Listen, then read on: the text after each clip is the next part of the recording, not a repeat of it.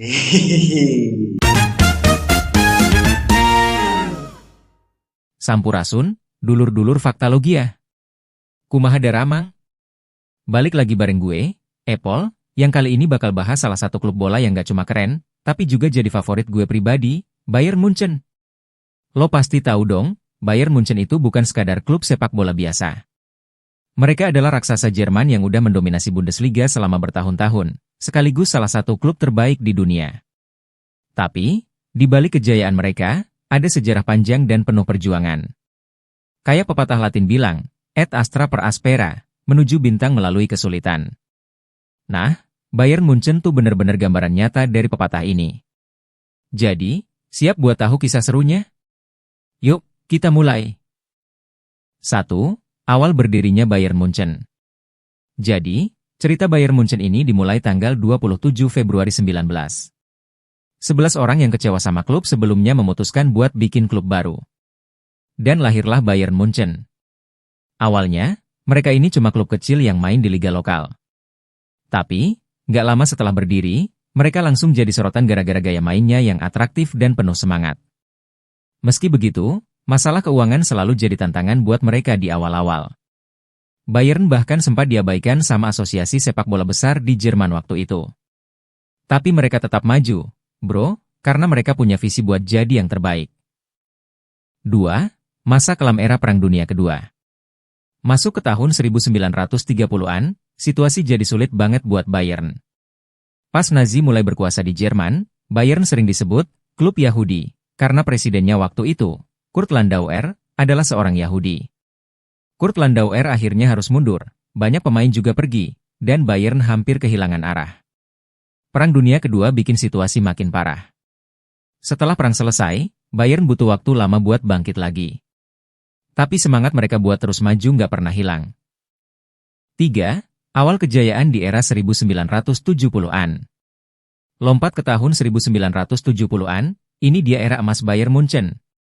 Klub ini ngeluarin generasi pemain legendaris kayak Franz Beckenbauer, Gerd Müller, dan Sepp Maier.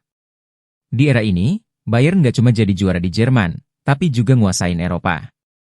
Dari 1974 sampai 1976, mereka menangin Liga Champions 3 kali berturut-turut.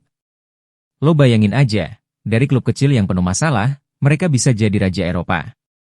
Ini bukti kalau perjuangan itu selalu ada hasilnya. 4. Era modern dan dominasi Bundesliga. Masuk ke era modern, Bayern terus jadi raja di Bundesliga.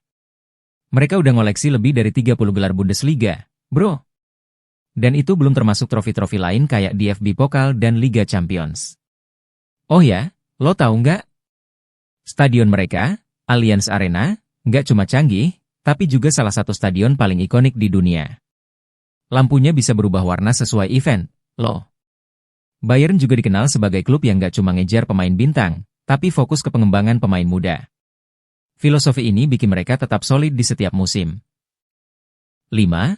Sextuple di tahun 2020. Tahun 2020 jadi salah satu pencapaian terbesar Bayern Munchen. Mereka ngeraih sextuple, alias 6 trofi dalam setahun. Mulai dari Bundesliga, DFB Pokal, Liga Champions, sampai Piala Dunia antar klub, semuanya disapu bersih.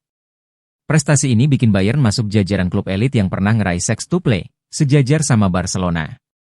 Nggak heran kalau mereka dibilang salah satu klub terbaik sepanjang masa.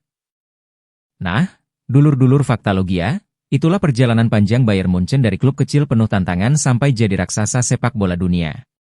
Cerita mereka tuh ngajarin kita banyak hal, terutama tentang kerja keras, konsistensi, dan semangat buat terus maju. Seperti yang gue bilang di awal, et astra per aspera, menuju bintang melalui kesulitan. Bayern Munchen adalah bukti nyata kalau nggak ada yang nggak mungkin selama kita mau berjuang. Jangan lupa share pendapat lo soal Bayern di kolom komentar, ya. Dan kalau ada klub lain yang pengen lo bahas, kasih tahu juga. Jangan lupa like, share, dan subscribe Faktalogia buat cerita-cerita seru lainnya.